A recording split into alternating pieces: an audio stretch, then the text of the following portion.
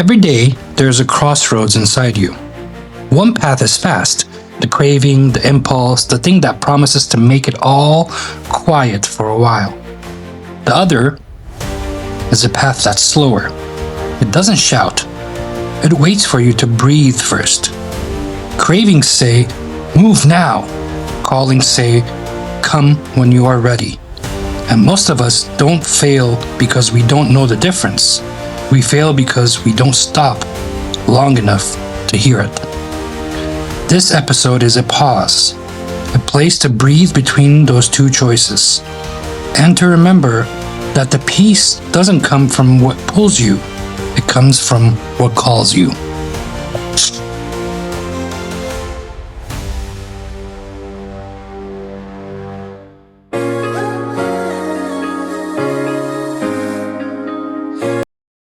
Welcome back to The Turning Point. I'm so glad you are here. Today, we are talking about cravings and callings.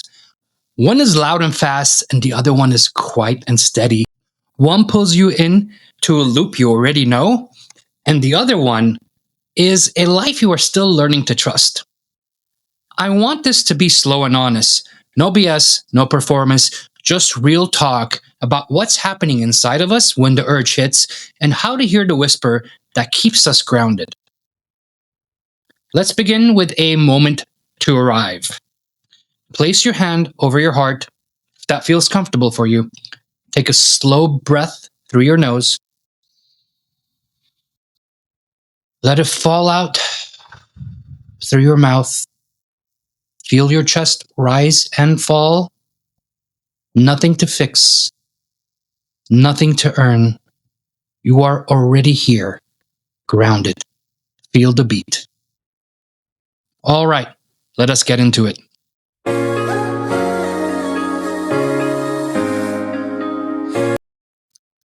When a craving shows up, it doesn't ask you for permission.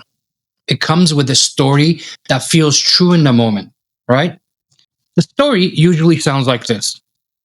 I need relief right now, or I cannot stay with this feeling anymore, or just this once. The body tightens, the mind races, time shrinks, almost like you're in this bubble. Your whole world narrows to one option that promises to calm everything down. A calling does not come like that. A calling waits. A calling speaks from a place that is already calm. It invites you from who you are becoming, not from the fear that you are trying to escape. It says, you're ready to choose a new way. That sentence, though, lands differently in the body. It's not a surge, it's more of a settling. Craving screams loud, callings kind of whisper in your ear. The work is learning the difference in real time. The work is when the craving hits, how you discern what is a craving and what is actually your calling. And in time, this practice will make you perfect. I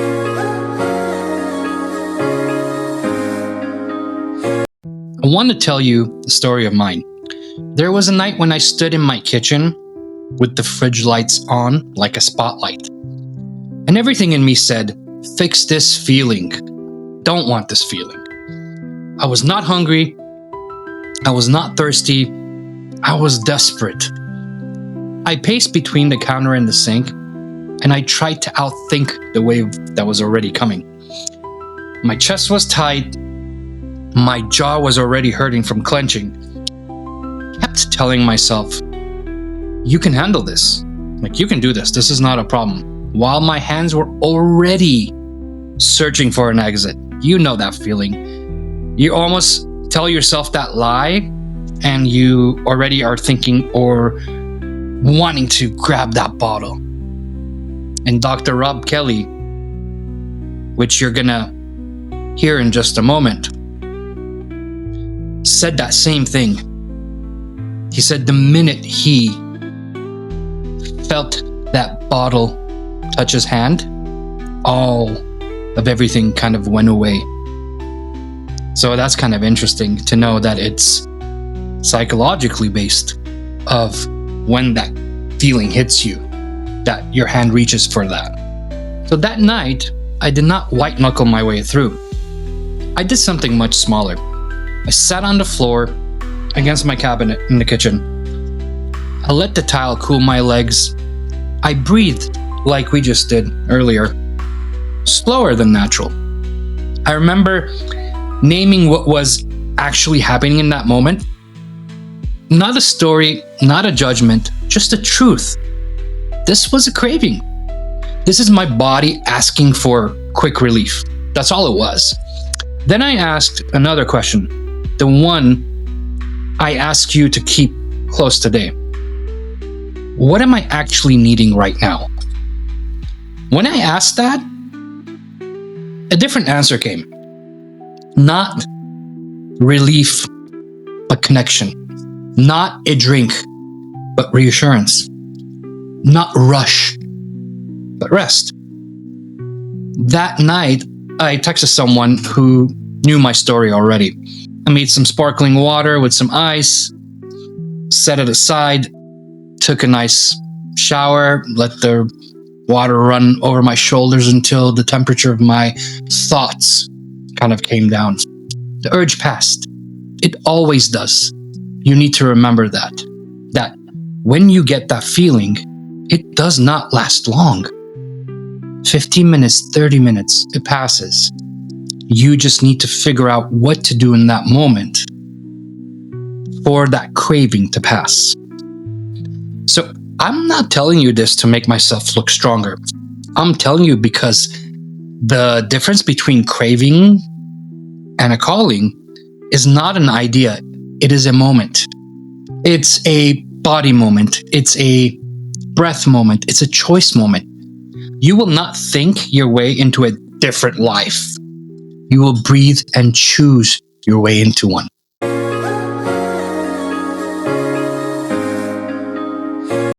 Here's a simple map that you can carry in your pocket.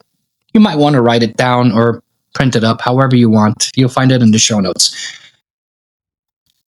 Craving is a reaction. A calling is reflection. Craving says now, when your calling says you are ready. Craving leaves you empty and restless. A calling leaves you grounded and clear. That sounds neat on paper, so let me make it practical for you. Check your body. Craving feels like tension, tight shoulders, clenched jaw, shallow breathings, eyes darting left and right, heart pushing. Calling feels like a breath that gets a little deeper. The shoulders drop, your eyes settle, almost droopy like. Your field of vision opens up again. You see things around you. And then check the aftermath. What is the fruit after a craving choice? I usually feel shame, fog, and the urge to hide. That's all of us, right? The shame, the fog, the urgency to want to hide and not be seen by anybody. After a calling choice, though, I feel peace. Maybe not like fireworks or like trumpets playing in the background, but a quiet confidence, relief versus restoration. Relief fades fast, restoration lasts. Now, let's ask a clean question. What am I actually needing right now? Not how do I stop this? Not what is wrong with me? Not I should be stronger. Oh my God, I can't believe I am weak like this.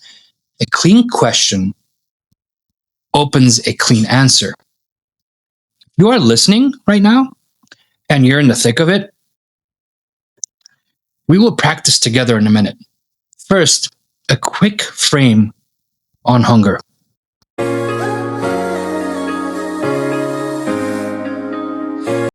A lot of people in recovery talk about hungry angry, lonely, tired. Halt.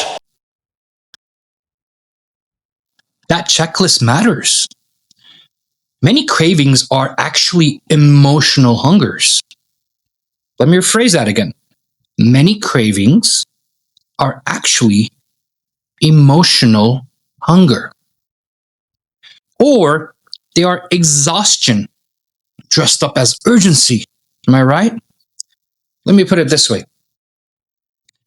If I'm lonely, my brain might say, I want to drink. I want to drink. If I want to drink. If I'm tired, my brain might say, I want to rush. I want to wake up. What do I do? My body is trying to get me back to the baseline. It just chooses a familiar path. So again, I want to say this correctly. Your body, with your cravings, with your emotions, is trying to get to that baseline. And that baseline is familiarity. You are familiar with drinking and feeling this way and the comfort that comes with it. So, how do you sort them? Let's ask this question. What am I actually needing right now? Scan your body. Is this tension or openness? Imagine the aftermath. Will this bring you shame or peace? That's an important question, by the way, because when we're in the mix of it, we don't think about that. What is the aftermath? Because we can care less about that aftermath because we're worrying about what's going on here in my face right now. And in my face right now is that craving. But if you stop for a moment and think about what is the aftermath, is it going to bring you shame or peace? The answer is simple, right? Yeah, it's hard to get there, but it's simple. I want you to write those 3 sentences somewhere you can see them. Post it wherever you like, on your computer.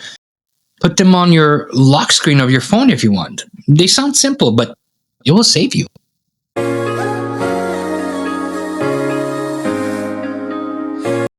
Let's make a plan for that loud moment, right?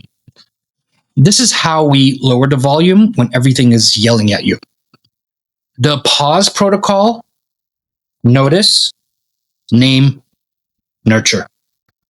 You pause. That's your protocol. You pause. You have to stop, okay? You notice what's going on. You name what that is. Is it a craving? Is it a calling? And then you nurture it. You don't nurture your craving, but you nurture the combat to that craving. Notice what is happening. Get specific.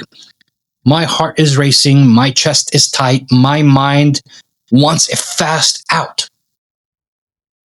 Name it for what it is. This is a craving. Nurture yourself in a way that does not hurt you.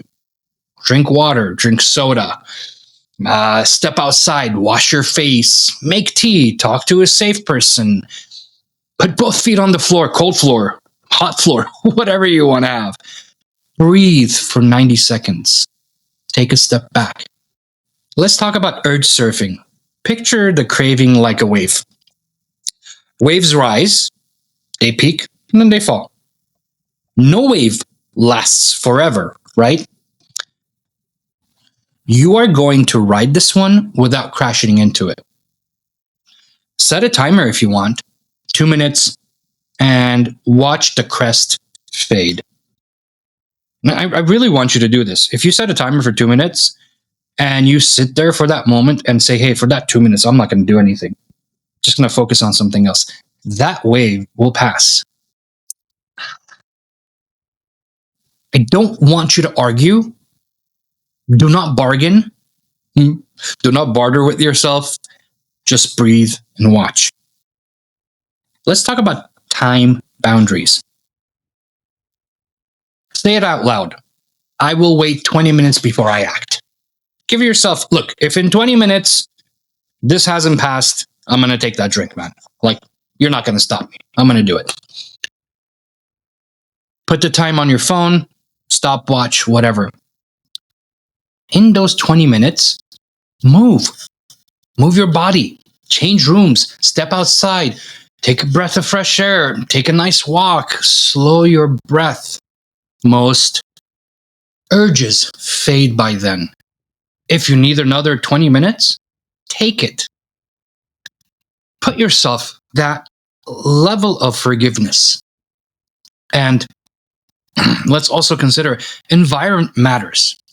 If your kitchen is bait, go to the porch. If your phone is bait, put it in another room for 20 minutes. You're not weak for using your environment, you are wise. And that's important.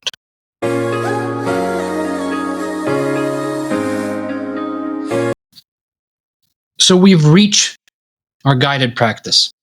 There are 3 ways to pause before reacting. Let us practice this together. You could be seated, standing, even walking, listening in the car, however you want. Practice 1. Hand on your heart breathing, which we did earlier, right? Place your hand over your heart. Breathe in through your nose to a slow count of 4. Hold for another 2. Let it out through your mouth for a count of 6. So it's 4, 2, 6. Repeat this 3 times.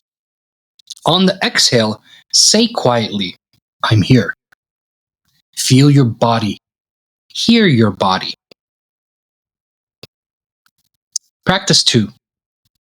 5 senses of grounding.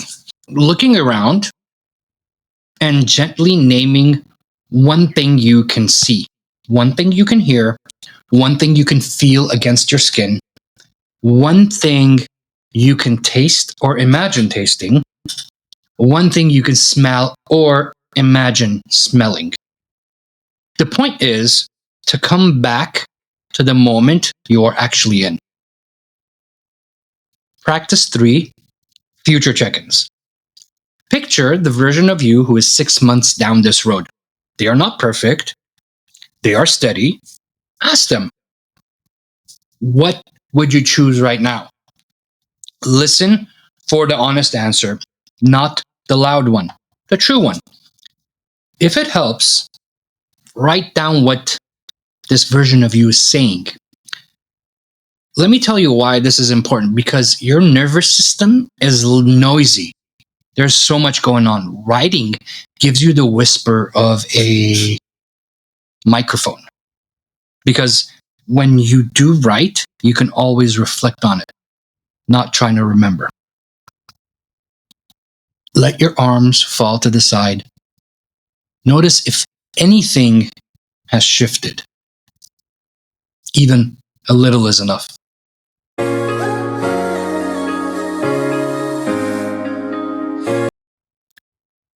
How do you identify yourself? Because cravings try to convince you that you are your urges. You are not. A craving is a weather pattern. It rolls in and it rolls out. A calling speaks to who you already are. The cravings shout about pain, discomfort, disgust. A calling reminds you of your identity, who you truly are. In recovery, we often say 1 day at a time. Am I right? I would add 1 choice at a time. This is what this podcast is about. It's about making that one single choice. And if you think about this, and I've said this before, it literally is 1 choice for the rest of your life. 1 choice. You wake up in the morning, and that's the choice you make. If you can make that choice on a daily basis, you've already succeeded for that 1 day. That is the heart and identity of this brand and this community that we are trying to build here. 1 choice. The choice to honor who you are becoming, not who your craving insists you still are. If your identity feels abstract, let me ground it for you. Make 2 lists. On the left side, who the craving says you are. Weak, hopeless, always the same, never will change, never good enough. On the right, who your calling knows you are. Who sometimes you truly know you are. Honest, resilient, teachable, loved, caring. When the urge hits, Read the right column out loud. Call yourself by your true name. The body will listen to you.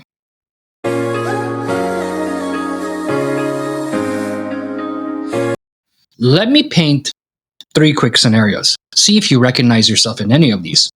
Scene one, the after work spiral. You drive home exhausted. The thoughts already are arriving. I earned it. I work hard. What is one drink, right? The craving wants something fast. Tensions rise in your chest. You feel familiar tunnel vision, right? You pull into your parking lot and stop. You put your hand on your heart.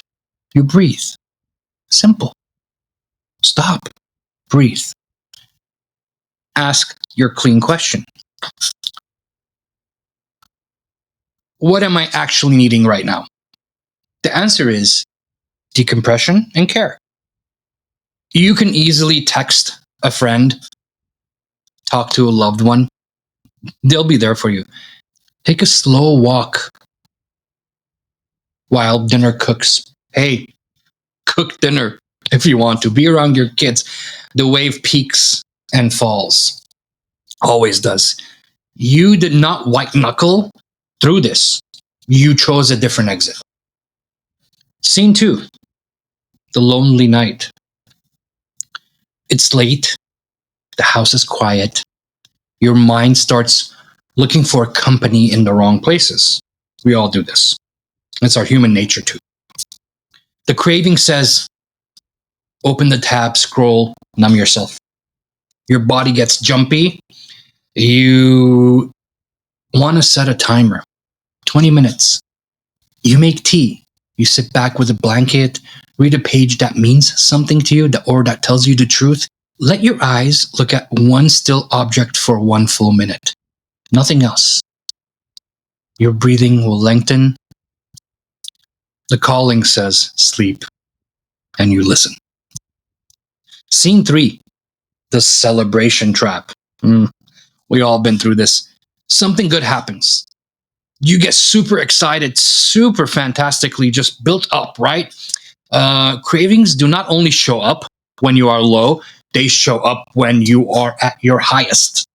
Oh my God, celebration. The story is this is how we celebrate. We notice the old path lighting up. It's almost like you look to your right and you see that path. You choose a new ritual. Choose something different. Something good happens. Instead of reaching for the drink, say, hey, you know what? Today I'm going to reach for something different. Stick a gum, piece of candy, reward yourself with something other than a drink. And once you choose this new ritual, you write down 3 sentences about why this win matters. You mark the moment with presence instead of performance. These are ordinary scenes. This is where recovery lives, in the ordinary. Recovery does not live in fascination. It's everyday life.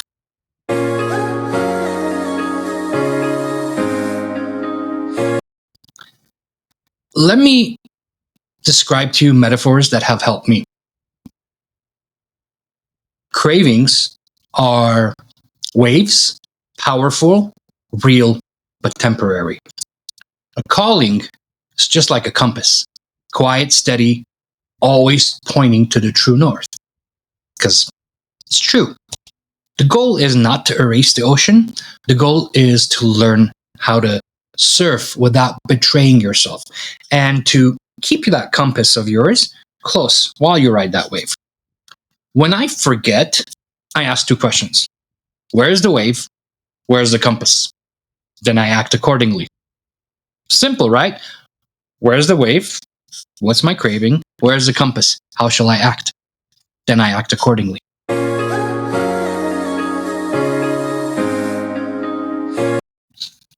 If faith and prayer are a part of your life, then you can fold this in simply. I keep a short prayer for loud moments like this. You can borrow it, write it down however you want, but this is my prayer. God, bring me back to myself. Help me choose what leads to peace. One breath, one step, one choice. That is it. No long speeches, just a turn forward to one who steadies you. Now, you want to build a longer prayer? Go for it. That is awesome. I do have a longer prayer that I also do. But for those quick urges that are repetitious, I do something short like this. It helps me, it grounds me. If you're not a prayer person, you can use the same shape without the language. Return to peace, one choice. The nervous system understands repetition. And that is important to understand for yourself as well, because as you repeat things, they become habits and patterns.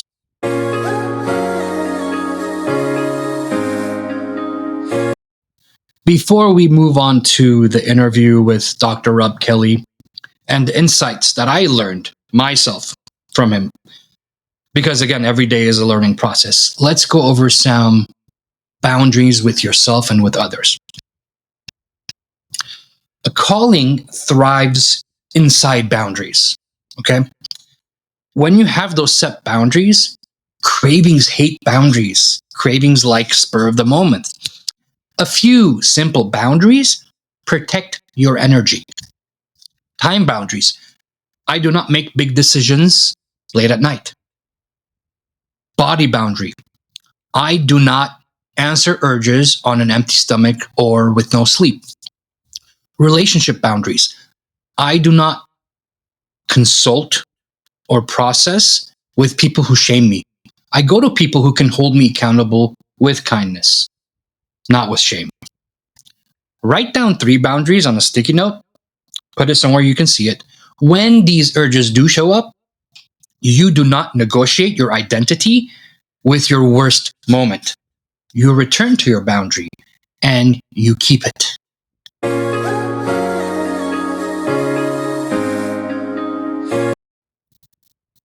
So, where do you see yourself? For me, it was hard to imagine where I saw myself in the moment because micro choices make up these moments. And every time you make this choice not to drink is that moment. And this is what we teach here. We teach you to make these micro choices. Let's look at it this way. Most transformation is built out of very small decisions that are repeated over and over again. If you win the first 2 minutes, you usually win the hour. If you win the hour, you often win the day. So focus on the smaller things. Don't focus on the big picture because the minute you do, it's daunting. It's heavy. You don't want to deal with it. You don't want to think about it. But hey, focus on the 2 minutes, then the hour, then the day, then a week, then a month, then a year. Next thing you know, it's been a decade. And trust me, it is like that. When the craving hits, decide one micro choice. Drink water, step outside, text a safe person, call a safe person, call your sponsor. Go to a meeting, stretch your hands, relax your jaw, press your feet towards the ground, feel the floor, feel the weight, feel it. There are no tricks. This is not a trick. These are ways to bring your mind back into your body that remembers how to be a safe person. As you remember these and practice these into motion, remember that momentum grows where attention goes. Aim your attention at that next kind of choice that you're going to make. Let's do a guided journaling together. If you're in a place where you can grab a pen and write, do so. If you are driving or walking, you can answer in your own head and come back to it later. Prompt 1. Where in my life is the voice of craving the loudest right now? And be specific. Prompt 2. What does that craving usually promise me? Relief, control, escape, celebration. Could be multiple things combined in one. So, what does it promise you? Prompt 3. What do I actually need in those moments? Connection, rest, reassurance, movement, truth, feelings. Prompt 4. Who or what reliably returns you to yourself? Name 2 people and 2 practices. Prompt 5. If I listen to my calling for the next 24 hours, what would change in how I move through my day? You can pause this and take your time to answer it. I really want you to. Your answers are going to be like your roadmap.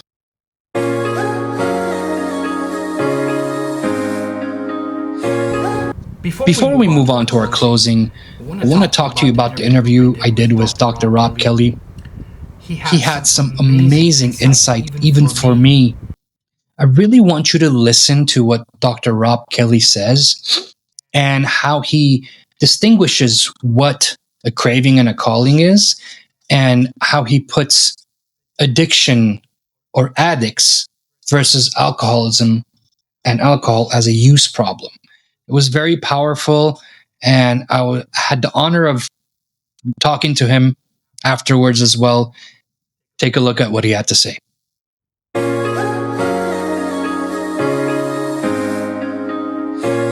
Who has spent over 2 decades changing lives around the world. You may have seen him on the Doctor's Good Morning Texas or read his book, Daddy, Daddy, Please Stop Drinking.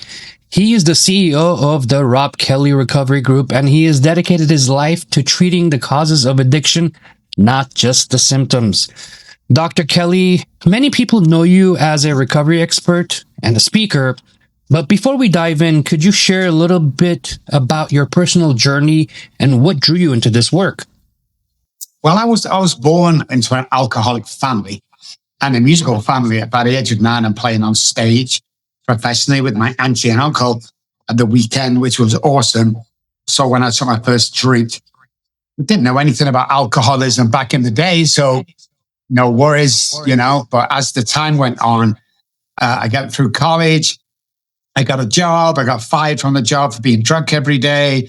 I got married because, hey, that will solve me drinking. Even though I didn't have a drinking problem, and maybe I could cut back a little, I had 2 children with 14 months in between.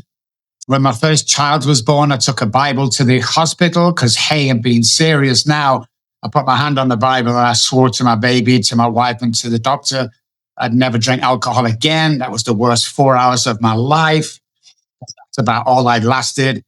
And yeah, basically throughout it all, I died twice on the streets. I became homeless. I lost my children, wife, everything. I signed everything over to them and became homeless for the first time in my life. Around 26, I want to say 27, and stayed on the streets for like 14 months. And survived every day fighting to survive. Like literally fist fighting, not just turn. Yeah, it was crazy. So you often say focus on treating the cause of addiction rather than just the symptoms. Can you just tell us what this means in practice to you? So alcoholics are born and drug addicts are made. Oh, yeah, can you hear the complaints already? I like that.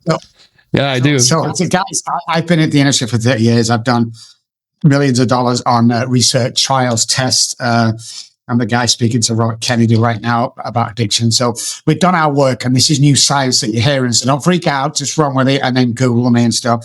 So alcohol has 1% to do with alcoholism, and the same with any other addiction out there. So the alcoholic brain is different to any other brain, including the addictive personality brain. So everybody was concentrated on the alcohol. If we could just stop drinking, my head would be, if I could just stop taking that. Well, something strange happened to me when I was homeless and outside a liquor store at early hours of the morning. I'm waiting to drink. I'm shaking. I'm sweating profusely. It's snowing. I got a pair of shorts on and flip-flops. I should have been freezing, but I'm going into what's called DTs, delirium tremors, which means if I don't get alcohol or hospital in the next 20, 30 minutes, I'm a dead man. He opens the door, can't even talk. That's what I was like. I walked up, I put the £10 on the counter, and for whatever reason, as soon as I held the handle, all the stuff went away instantly in a great mood. I remember like slow motion looking over to the shopkeeper, looking back at the bottom going, holy shit, it's not about the alcohol. And that's what started my journey. I didn't get clean and sober there. It was many months after, but when I come off the streets, I've spent all my life studying the brain, studying the conscious, subconscious brain, the neuroscience, the epigenetics, all that stuff around addiction, because it's not the symptom, which is alcohol. I never had a drinking problem. I had a thinking problem. My brain was different. It was born different. And when I introduced alcohol, we've traced alcoholism back to fetus level. So it's hereditary.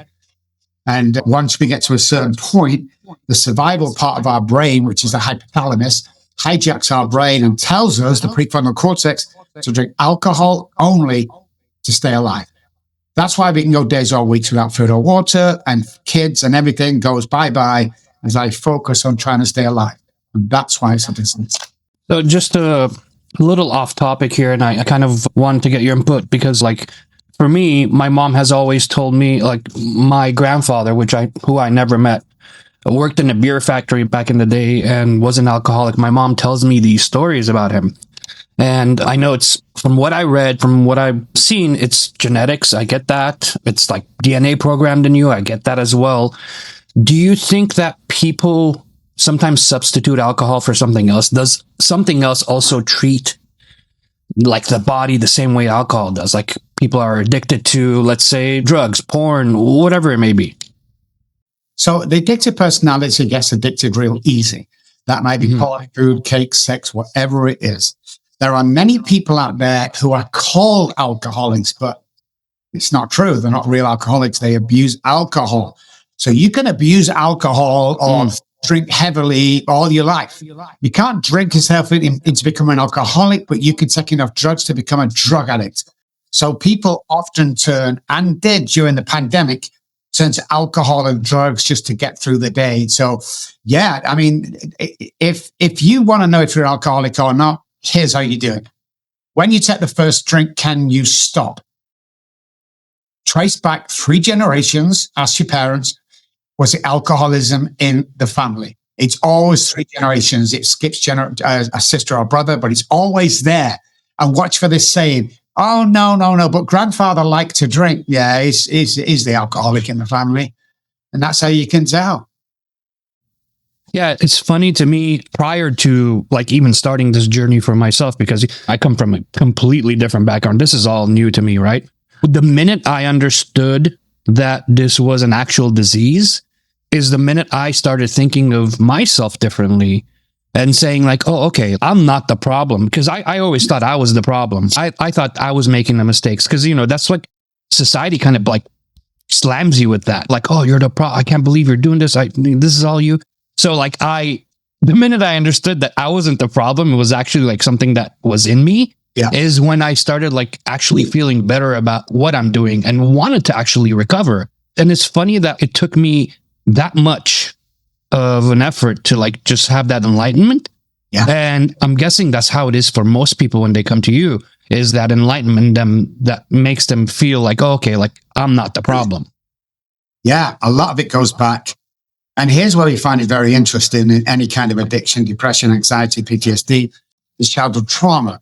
So we used to think childhood trauma was, you know, mom and dad divorcing or somebody slapped you and that happened. No, it goes way deeper than that. And the addicted brain and alcoholic brain were more sensitive to a trauma. So if you haven't got the life you want, you know, dating, got the job you want, all that great stuff, childhood trauma. Because we can't keep relationships, we can't hold the job down, childhood trauma. If we're unhappy, childhood trauma. So we go deep into the trauma itself and find out. We have to uncover, discover, discard of it. Uncover if it's in there, discover what's it about, then we need to discard it. So we use tools like multidimensional breathwork therapy, somatic experience, NLP, psychology, you know, brain spotting, all this stuff to bring out. And you don't have to suffer from alcohol and drugs to come here. We build podcasters, we change and repattern brains. We're basically neuroscientists. So if we can program the mind to reprogram the brain, wouldn't that be awesome? Well, that's exactly what we do. We have a 98% success rate with over 11,000 patients. It's like you can be anybody. That's pretty much was leading up to my next question. Was you spoke many times, from what I've listened to, you spoke about childhood trauma being like one of the roots for addiction. And I'm glad you kind of explained that to me, because that neuroscience and like positive psychology plays such a big role into understanding the difference between like your like short-term urges, like you said earlier, someone abusing alcohol, to like the long-term sickness that people kind of develop. And from what I've heard and from what I understood is this disease is almost like the lengthy process that goes throughout your life. It's not like something that's instantly turned on for you. Can you enlighten us a little bit about how that kind of shapes into your life? I know this is a little bit off topic, but I want to know, and I want the listeners to know, is how has this like disease progressed over time? What happens to you? I love that. It's the best question ever. I've ever had with thousands of podcasts that do it. So it's awesome. I love that. It's a progressive illness because of neural pathways and the way they create a pattern in the brain to self-sabotage. To know is, so alcoholism for me never came to me on a Friday night and going, "Hey, Rob, let's have a drink tonight." We started 2 weeks before, 3 weeks before, a month ago, and we build into this pattern of self-sabotage. So let's forget alcohol, let's forget drugs, everything else. You're on a self-sabotaging pathway and pattern. So what happens over here, and you suddenly relapse by the time you pick the drug or drink up, everyone thinks that's the relapse. It is not. It goes way before that, when the behavioral science changes. Your thinking changes. You start feeling irritable. You start being pissed off with everybody. You can pattern it straight out and boom. So when we look at the alcoholic, this will take it a bit further into the science, but stay with me, guys. If you came at the basal ganglia is our repetition and learning part of the brain. So repetition, strengthens and confirms. That's basically the basal ganglia. Now, if you can imagine a clock face, this is what happens. 12 o'clock, we're sober, we're doing good. 10 after the hour, we relapse. 20 after the hour, we're trying to get sober. Half past the hour, the wife lets us move back in with the kids. 20 to the hour, we get that amazing job that we've always wanted. And at 10 to, we smash everything down again. And again, that's outside alcohol and drugs. We definitely do that, but that goes to any kind of person with any kind. We self-sabotage, and there is a default there because of childhood trauma, and especially alcoholics. That will always happen. You will never have a life that you want to have.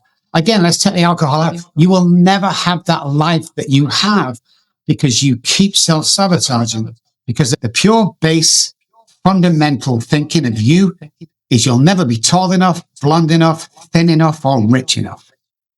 Somebody's put that there.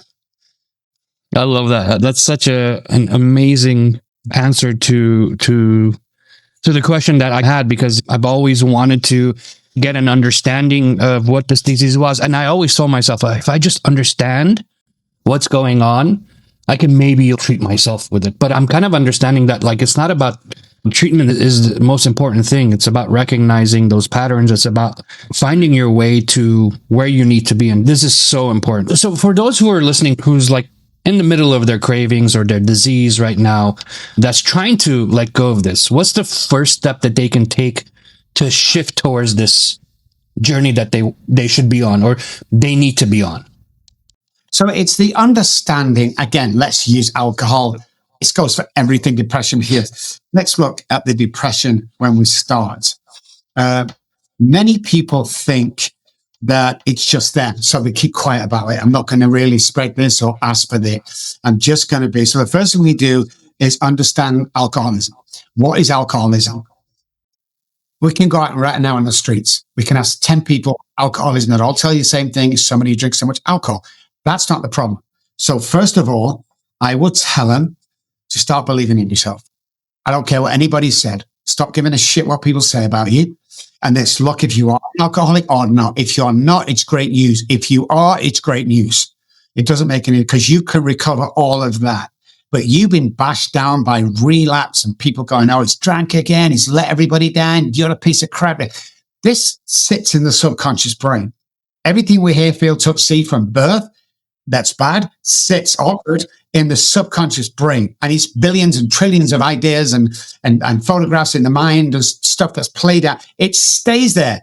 So the subconscious mind is a bad place to go. You don't want to go there. Okay. But this guy wakes us up in the morning because of lack of oxygen during the night. So subconscious brain thrives in hypoxic situations. What if, guys, we could get rid of this guy first thing in the morning and introduce the conscious brain? Well, we can. Also do with breath work. So let's say you do our 20 exaggerating breaths in and the other work that we do. Up comes the conscious. This guy's full of oxygen. He's ready to go. Let's get out there and we'll kill it today. It's going to be amazing. That's how we get up. But during the day, the subconscious brain is scouting for anything to go wrong, and he'll snap it and take control again. So most people that come and say, Doctor, I've had a really bad day. I say, is it a bad day or 5 minutes you're strung out all day? Because usually the 5 minutes you're strung out because you're back into that childhood trauma. So 199 people can tell you you're absolutely amazing. One person said you're terrible. With childhood trauma, you'll concentrate on that one person and eventually self-sabotage because dad was right or mom was right. That I am always the same and I can't do anything. That's not true, guys. When I used to say when I first came over 20 years ago, guys, you can be whatever you want to be. Americans always used to say this. Well, I can't be president of the United States. Ha, ha, ha. Let's forget about political views for a second. Okay, I'm not into politics. We had a freaking business around the country with no political experience whatsoever. Don't dare tell me you can't achieve your dreams. It's just not true, guys. Somebody's put that there. Wow. It's I love it. It's funny you say that. That was so spot on. How like you go throughout your day and everything can go right in that one thing. And it happened to me yesterday. I swear to you, I'm driving. I don't want to share what it is. It was very personal, but it happened to me on the spot. And I heard myself focusing on that one thing. And it usually happens when it's someone very close to me, someone like very personal, a family member, a close friend will say something. Man, like I get stuck on that. Like there's no tomorrow. And I focus on that more and more, but it's so awesome how you brought that into kind of perspective. One other question I wanted to ask you. I mean, I'm sure you've worked with thousands of people, right? 11,000. Yeah. Yeah. Yeah. What are the more common patterns you see throughout these like cravings or however you want to put them? What are the common patterns that you kind of noticed? We lose our identity. That's it.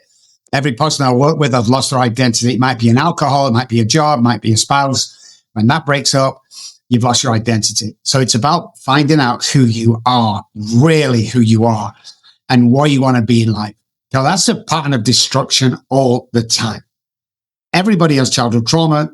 Everyone's affected by this unless you clear that up. And not every therapist can do it. You need a real specialist like us to go back. We use that brain spotting, uncover, discard, all that stuff in the subconscious mind is what we work on. But yeah, that's the main one. You know, that's the main pattern that we see. Once we find our identity and once we repattern your brain, your DNA changes. Why is that important? You ain't the same guy when you left us as when you came to us. Trials, tests, reports, scientific reports we've got. Your DNA change ever so slight, but it changes. Because if it doesn't change, and if you continue to act out all behavior, guess what? You're going to stay depressed. You're going to stay anxious. You're going to still drink. You're going to still use. All that stuff keeps happening, man. Oh, I'm sober 3 days. Did you do any work? No, but I go to meetings. Meetings are never going to keep you sober, first of all. And if they do, you're not a real alcoholic. So let's put that out there. The work has to be done. And if you do the work, it's 100% chance. 3% in treatment centers, 2% in AA and all the 12 steps, 98% here. If you go into any kind of work, church, not even here, and attack it 100% as if your life depends on it, you can fully change to the person you want to change. When people ask me, look, you just did, how you do? I'm living the dream, man. Instead of when I was on the streets, I used to dream of living, dream of one day I could afford to go and have a meal somewhere. When I was being beaten and just one meal, one soup, one what, anything. How can I have a bad day, man? I can't have a bad day. Now, I can have better days than others, but I never have a bad day, man. I woke up in a dry bed this morning. My wife made me tea and toast. My two English bulldogs jumped right to an office in my freaking new car that I've just got. I mean, how the fuck can I have a bad day? I love it. Oh man, your story is inspirational. I'll be honest. It's nothing close to mine, but I was thankful that I had people next to me that still believed in me and wanted the best for me and thought that I could be in this position. And my story, you kind of touched on AA a little bit, and although I respect what AA does, and the minute I went into AA the first time, which kind of gave me that footing that I needed to branch out my thinking, which is the way I look at it. I knew that AA wasn't the ultimate, you must go to meetings, you must, they kind of instill that in you. First and foremost, being autonomous with no rules and no guidebook is kind of weird for me in a way. I wish there was, a little bit of a guidebook or a workbook that you can kind of follow, everybody can follow, because each group is so different. But how the spirituality or your faith kind of play into your thinking about this disease, number one, and stepping out of that addiction, into who you need to be. Yeah. That I've never seen a proper real alcoholic get sober who's an atheist. I just haven't, unfortunately. Now, there may be some, and I just want to preempt you what I said about AA. I got sober in AA. I spent 10 years going around the world speaking on behalf of AA. But where I am now, I've not been for 2 years because the people, the fellowship of AA are just, no, they're not what it's supposed to be doing, So everybody that goes to a meeting, that's a good big book-based meeting, and they come out the book and they don't spend half an hour explaining it and give you in their interpretation. Your interpretation of that book will kill me. What's in the book? Can we get well? 100% we can get well. But you go and they tell you straight. Step one says we're all powerless. It never says that. He said we admitted we were, not were, no apostrophe there. So the whole book and the program is just being read wrong, So I'm not against it, but meetings will never keep you sober. It's the fellowship. It's a fellowship, correct. Around some great people, you can chat, you can have a laugh, you can meet. That's amazing. We need that. We need the dopamine, serotonin, and endorphins, oxytocin. We need all that in our brain most of the day, so it's great. But if you can just go to any meeting and not touch a substance ever again, I love you, by the way. You are not an alcoholic. Yeah. I love that too. It was, this wasn't my first rodeo to wanting to, obviously stay sober or be sober. We all had this. You try and then you fail, you try again and then you fail. It's almost like a never ending question in your head. When am I ever going to get better? But the way you interpreted AA being the way it is kind of how I feel towards it as well. Just wishing that it was something different, although it has helped me as well. But I just wish it was something different where I know I can participate more in it, because there's so much of the same reading and the same thing that you can do that gets you to that level. There is no extended thinking beyond just that. Stories obviously play such a big role. And like you said, more power to the people that do love AA and where they're at. It's just, for me, I wanted more, and I couldn't see so much more in AA. I get enough to give me that, like you said, that little hug that you need. But, you need that loving, and you're not getting that loving from AA too much. Yeah, I agree 100%.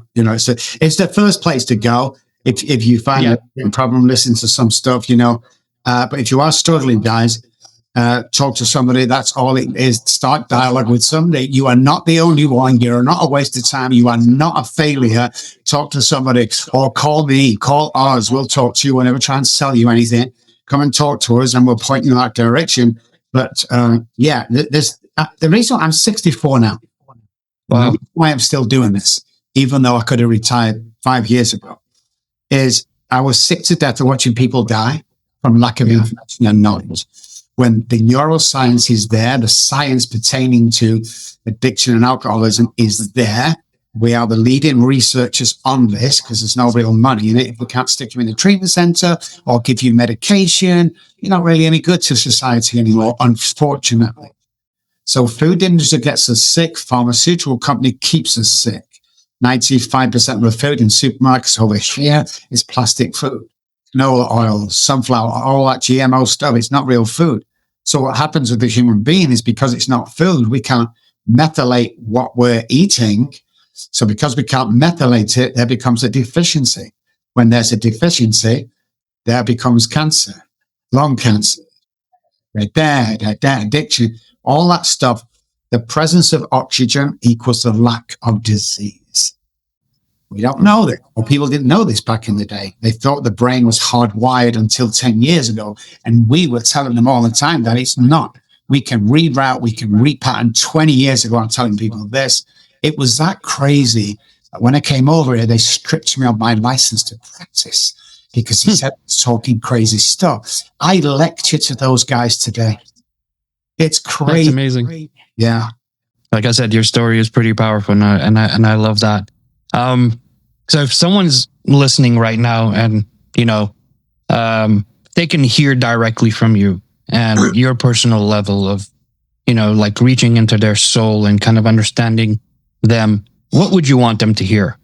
What is the one thing that you want them to hear? I want you to hear, guys, that you are worth it. No matter what anybody says or does, you are worth it. Everybody's born to be leaders. Everybody's born to succeed. If you believe in God, Uncle Jimmy, Spirit, whatever, they want us to succeed. There's a lot of stuff we do today. Like we sit down too much. Human beings not much to sit down. It causes depression. It causes all that stuff. Find out what's going on. Be open-minded to everything around you. Try it. See if you like it. Like if you go to one AA meeting, it's crap. Try another one. Don't just put off because we try and kind of retrieve away from life. And then we get in our home, don't go out, we don't mix, and we isolate. Isolation kills people, period. So get out, stand tall, stick your chin up. If you're really struggling, call us. I'll give you the website in a second. But yeah, man, you can do it, man. I'm telling you, you can do it with the right information and the right people around you. Show me your friends, and I'll show you your future. That's awesome, man. Okay. You kind of led into what I wanted to ask you, Ness. Where can people go to know more about your work, your book, or the Robb Kelly recovery book? Where can they touch base with you? So if you're listening, guys, and not watching, I spell my name with 2 B's, so it's ROBBKELLY.com. But Dr. Robb Kelly in any search engine will come up. Get to the website, and all the socials are on there. Come say hi, come friend us. We give away stuff weekly. So this week's giveaway was $100 of groceries to somebody. Nice. And obviously, it's out of state. We send the $100 by some kind of cash app. We're always giving away T-shirts. We're always giving pro bono stuff away here. You can come in and spend some time with me or one of the staff. Because at the end of the day, this is very important to me. 25% of our work is pro bono. And everybody in my company throughout the world has to carry a pro bono patient. That's just the way it goes. And that's why we're so successful. We can save a life today. Job done, man. Coming into this, I literally just did a little prayer right before I did this interview with you. And my prayer was, I just hope that someone is touched by the interaction today between me and him. And I wanted that person just to kind of hear that message, because when I was going through this, I wish I had either the balls to or followed through to kind of hear the message the way I want to hear, because it's out there. It's just like your willingness to want to listen to the message. And I'm so thankful to have you on here, man. It's been a pleasure. No, thank you, man. I got to say this while we're still on air. You are one of the best podcasters I've ever been in front. And I must have played 5,000 of these. I'm on Rogan in December. So I'm like a high profile. You are in my top 3. Thank you, man. I really want, honestly, I mean, this is, forget the recording part. I really want to touch someone's life, like I really want to get out there and be like, hey, like that guy I heard, like made that difference. Yes. And I love that. And it's not a personal gratification. I wish I had that. I knew there's more to this than what I'm doing. Like there's got to be more. And I wanted to get to the bottom of it. And that's kind of why I'm here. Yeah.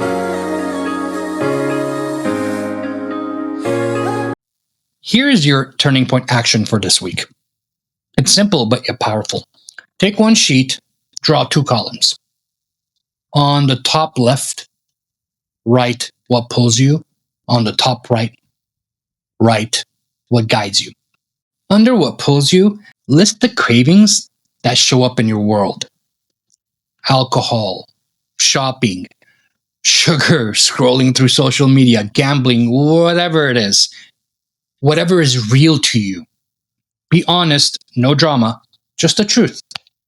Under what guides you, or guides me as a person, list your callings. It could be your faith, the service for others, your recovery meetings, your AA meetings that you go to, honest conversation with great people, some creative works. You like going to the gym, go to the gym, cooking food for your family, cooking food for yourself. That's gratifying sometimes. Reading something honest that tells you the truth, not something that lies to you or belittles you. You want to post this somewhere where you will see it. Maybe take a snapshot with your phone, put it as your phone screensaver, whatever you want. Here's what I want you to do. Every morning, put a small dot next to one guidance that you're going to practice that day. Every evening, circle one craving you have successfully rode the wave with for that day. Do this for 7 days, do it for 14 days, but I prefer you start with 7 at first. Watch what happens to your confidence when you actually physically see the choices on paper that you have made. If you want to go to a step further, add a tiny debrief line at the end of every night. What you want to write is what helped and what didn't, and what will you try tomorrow. 3 sentences, 30 seconds, very effective. Promise you.